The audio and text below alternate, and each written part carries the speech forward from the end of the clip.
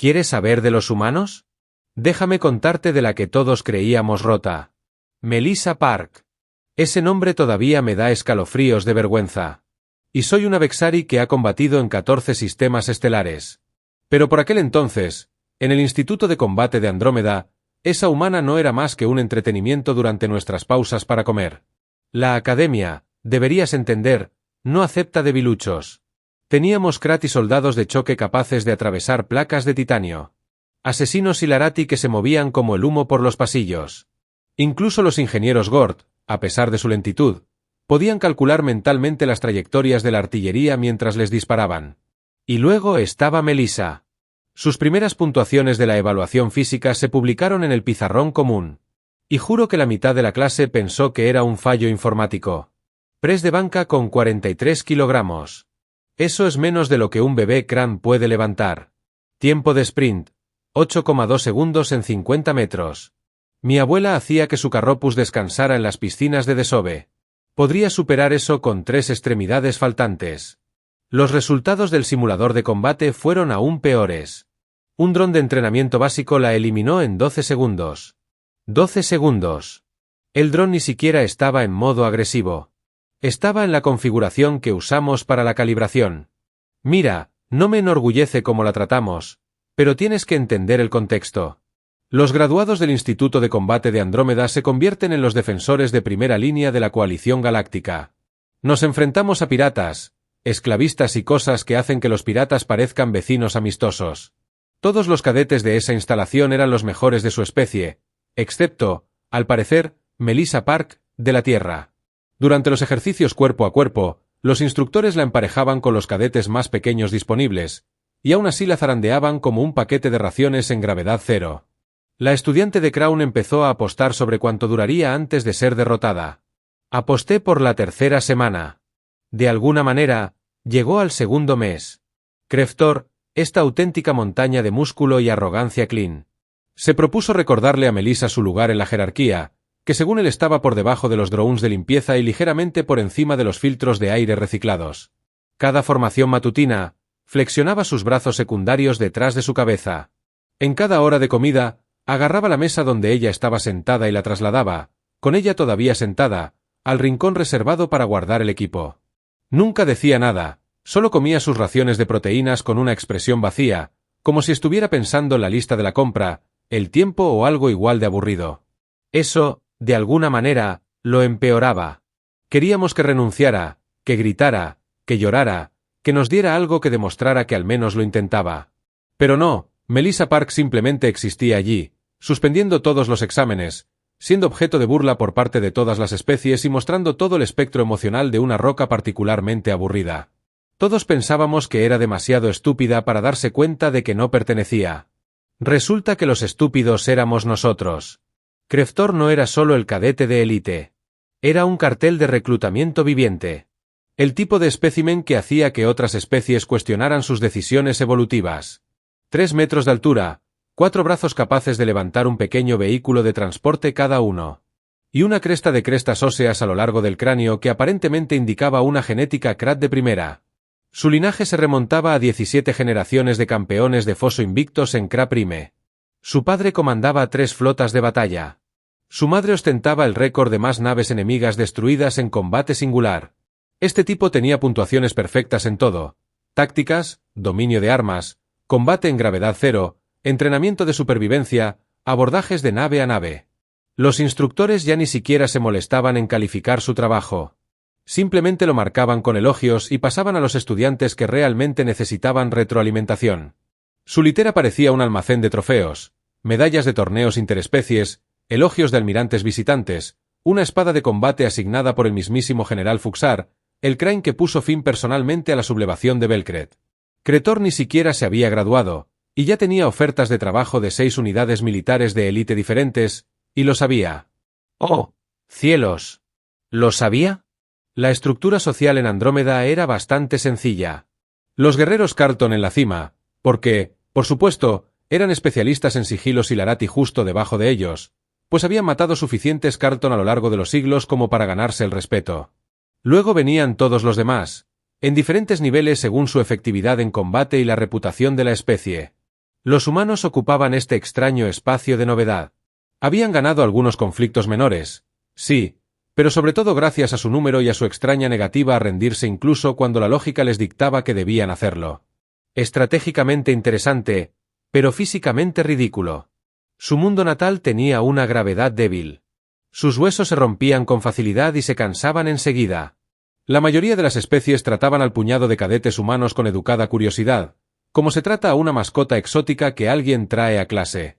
Estaban allí porque la coalición quería diversidad, representación política o lo que fuera. Pero Creptor trataba a Melissa como un insulto personal para su especie.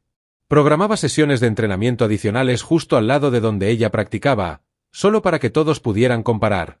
Cuando ella falló el ejercicio de escalada en pared, él lo completó usando solo las piernas, con ambos brazos atados a la espalda y con los ojos vendados, mientras recitaba poesía de Crot y de guerra. Los demás cadetes siguieron su ejemplo porque, bueno, él era Creptor. No se contradecía a alguien destinado al mando. Y Melissa. Ella simplemente lo observaba con esos oscuros ojos humanos, con una expresión inmutable, mientras él demostraba con exactitud su superioridad en todos los aspectos mensurables. Llegó el tercer mes y Creptor seguía invicto en todas las categorías. Eso estaba a punto de cambiar de una forma que requeriría una intervención médica importante. La rotación de sparring se realizaba cada semana. Emparejamientos aleatorios generados por la computadora de entrenamiento para garantizar la variedad. A los instructores les encantaba porque obligaba a los cadetes a adaptarse a diferentes estilos de lucha y tipos de cuerpo. Cuando el nombre de Melissa Park apareció junto al de Creters en el tablero de asignaciones, toda la zona común quedó en silencio durante unos 3 segundos. Entonces alguien empezó a reír. Entonces todos empezaron a reír excepto el instructor Valerix, el viejo maestro de combate Silari que había sobrevivido a más batallas de las que la mayoría de las especies habían registrado en toda su historia militar. Simplemente miraba el tablero con los bigotes moviéndose, lo que solía significar que estaba pensando mucho en algo. Creptor, naturalmente, aprovechó la oportunidad para hacer teatro público. Anunció a todos los que estaban a su alcance, que dado su volumen abarcaba prácticamente todo el ala sur, que derrotaría al humano usando solo un brazo, el más débil. El que había herido durante el entrenamiento avanzado de artillería el mes pasado. Las apuestas se descontrolaron. Nadie apostaba a si Melissa perdería. Apostaban a la rapidez y la gravedad de la derrota. Personalmente, aposté 20 créditos a que aguantaría menos de 15 segundos antes de quedar inconsciente. El campo de entrenamiento se llenó enseguida. Aparecieron cadetes de otras divisiones. Incluso algunos instructores fuera de servicio entraron con sus tabletas de datos, probablemente para grabar esto para futuras lecciones sobre las limitaciones de las capacidades de las especies o algo así. Melissa entró por la entrada sur con el equipo de entrenamiento estándar. Su rostro reflejaba la emoción de quien espera una lanzadera con retraso. Creptor entró por el lado norte agitando 3 de sus antebrazos. El cuarto, escondido tras la espalda, como había prometido. Valerix explicó las reglas.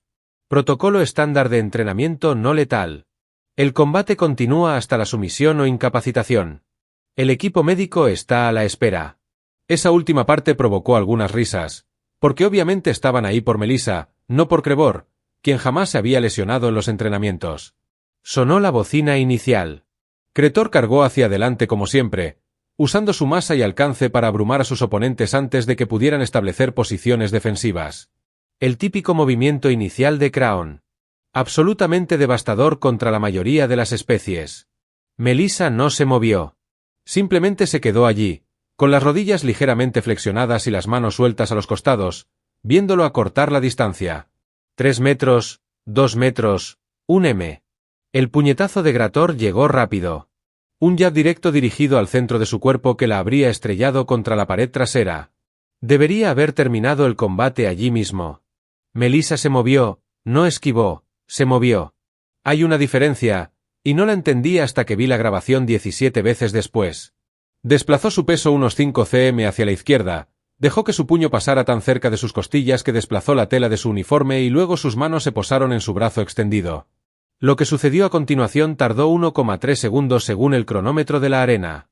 Ella aprovechó su impulso, su exceso de confianza, su suposición de que intentaría bloquear o retirarse. Giró bajo su brazo con un movimiento fluido que parecía casi bailar, mantuvo su agarre en su muñeca y codo, plantó los pies en una postura que de repente no se parecía en nada a sus patéticas actuaciones de entrenamiento y aplicó presión en una dirección que las articulaciones de Crane no estaban diseñadas para doblarse. El crujido resonó por la arena como un disparo. Cretor, el invicto niño de oro del Instituto de Combate de Andrómeda, el futuro general, el cartel de reclutamiento viviente, cayó gritando. Su pierna izquierda, la que soportaba su peso durante la carga, se había roto limpiamente justo por encima de la articulación del tobillo. Una fractura ósea compuesta era visible a través de las placas de piel.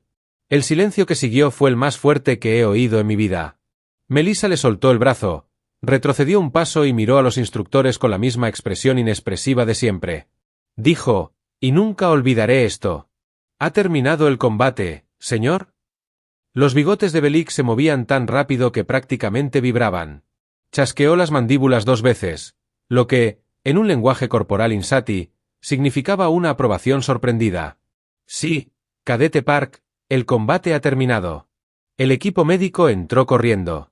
Thor seguía gritando, y todos los cadetes en la arena se dieron cuenta de repente de que no tenían ni idea de quién era Melissa Park. La enfermería de Andrómeda estaba diseñada para atender especies de 73 clasificaciones biológicas diferentes. La jefa médica, la doctora Kimbora, era una metódica que había escrito literalmente 3 libros de texto sobre xenobiología y cirugía traumatológica. Nunca había visto nada parecido a la lesión de Cretor. La fractura fue limpia, casi quirúrgica. La tibia y el peroné se rompieron en el punto preciso donde la densidad ósea de Crane disminuía para permitir la flexibilidad articular. Pero lo que realmente hizo hablar al equipo médico fue el ángulo de la fractura. Requería un conocimiento exacto de Croft y de la estructura esquelética. El tipo de comprensión anatómica detallada que requería años de estudio y la aplicación perfecta de la fuerza. Demasiada presión en los huesos los habría fragmentado, requiriendo implantes reconstructivos. Demasiada poca, y habría sido una fractura parcial. Dolorosa, pero recuperable en días con la recuperación completa y los factores de curación. No, esto fue calculado, deliberado, profesional. La doctora Kimbara mostró la grabación de la arena en su pantalla médica y la observó fotograma a fotograma. Sus ojos secundarios se abrieron de par en par al captar el momento de la ejecución. La postura de Melissa, la colocación de su agarre, la rotación de sus caderas para generar torsión mientras el propio impulso de Cretor hacía la mayor parte del trabajo. Llamó al doctor Snoll, el especialista en ortopedia, y lo vieron juntos 5 veces sin hablar. Finalmente, Snoll emitió un chasquido con la bolsa de la garganta que indicaba una comprensión perturbada. Ella sabía exactamente lo que hacía. No era suerte ni accidente. Que los humanos estudiaban la anatomía de Crane específicamente para aprender a desactivarlos eficazmente. Los rumores comenzaron a extenderse por la academia más rápido que una alarma de brecha de casco. ¿Viste el informe médico? ¿Viste la grabación? ¿Te diste cuenta de que ni siquiera parecía tensa? Ha estado fingiendo todo este tiempo. ¿Pero por qué alguien ocultaría sus habilidades? ¿Qué clase de estrategia es esa? ¿Cuántos humanos más están haciendo esto? En la enfermería, Cretor no se lo tomaba bien.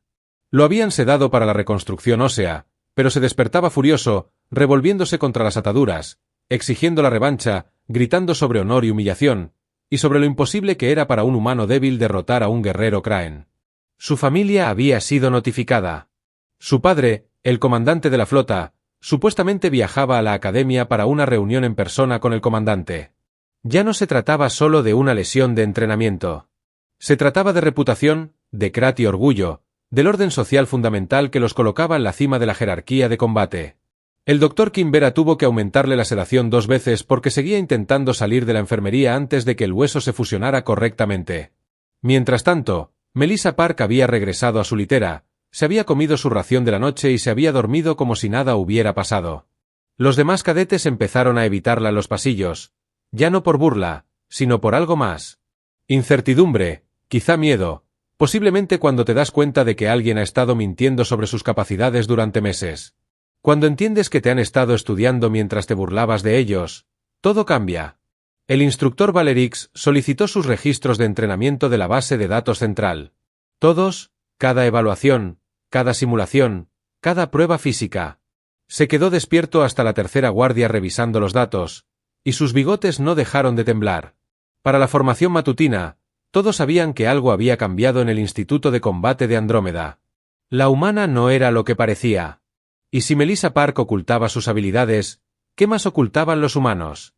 El comandante Fsol convocó una junta de revisión de emergencia en la Sexta Guardia, lo cual era inusual porque generalmente prefería manejar los asuntos de los cadetes a través de los canales disciplinarios normales. Pero esta no era una situación normal y todos lo sabían. La sala de revisión albergaba a 7 instructores superiores, 2 analistas de combate y el Dr. Kimbara, del servicio médico.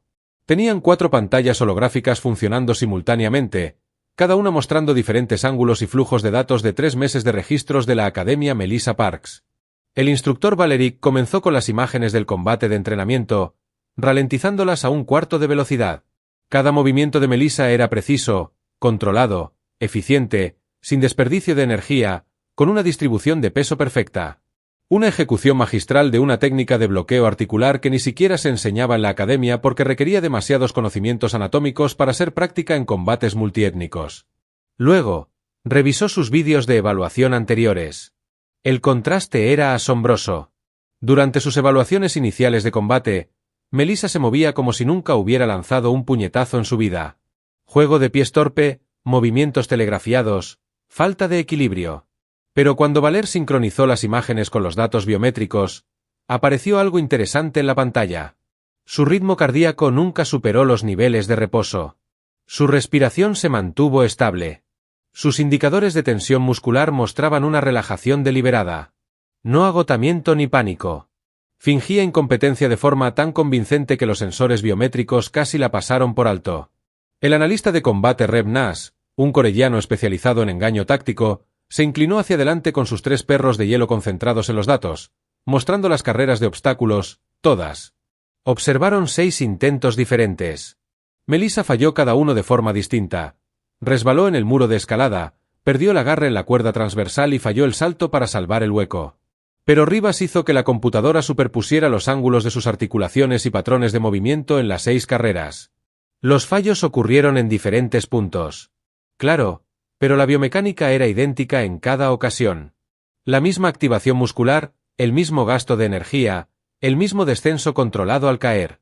Fallaba a propósito, y hacía que cada fallo pareciera lo suficientemente único como para que nadie notara el patrón. La cresta de la cabeza de comando y Trexel se aplanó contra su cráneo, lo que para su especie indicaba una gran preocupación. ¿Cuánto tiempo llevaba haciendo esto desde su llegada? Valerix revisó sus calificaciones del examen de ingreso, el percentil más bajo en todas las categorías desde antes de la llegada de la tía del comando. Falló suficientes pruebas preliminares como para que la junta de revisión casi rechazara su solicitud. Hubo 3 solicitudes de anulación por canales diplomáticos humanos solo para que la admitieran. La sala quedó en silencio, salvo por el zumbido de las pantallas holográficas. El doctor Kinara rompió el silencio. Necesito decir algo y no te va a gustar. Examiné su densidad muscular durante un examen físico de rutina el mes pasado. Su capacidad de fuerza real es al menos 3 veces mayor que la que demostró en las pruebas. Posiblemente alta. Trexel se puso de pie con sus 2,8 metros de presencia de mando, llenando la sala. Consíganme su expediente completo, y transcripciones de cada conversación que haya tenido con otros cadetes. Si lleva 3 meses a cargo de este nivel de seguridad operativa, quiero saber por qué. El analista Rivas seguía mirando las imágenes de combate, viendo a Melissa golpear la pierna de Creftor una y otra vez. Dijo, lo que todos pensaban, pero nadie quería decir en voz alta. ¿Y si todos los humanos están haciendo esto? ¿Y si todo lo que creemos saber sobre las capacidades de su especie es información deliberadamente falsa? El comandante no respondió. Seguía observando las pantallas donde la expresión inexpresiva de Melissa Parks los observaba desde una docena de ángulos diferentes. Los había dejado en ridículo a todos, y lo había hecho con tanta perfección que nunca sospecharon nada hasta que decidió dejar de fingir. La pregunta no era qué podía hacer más, sino qué más planeaba.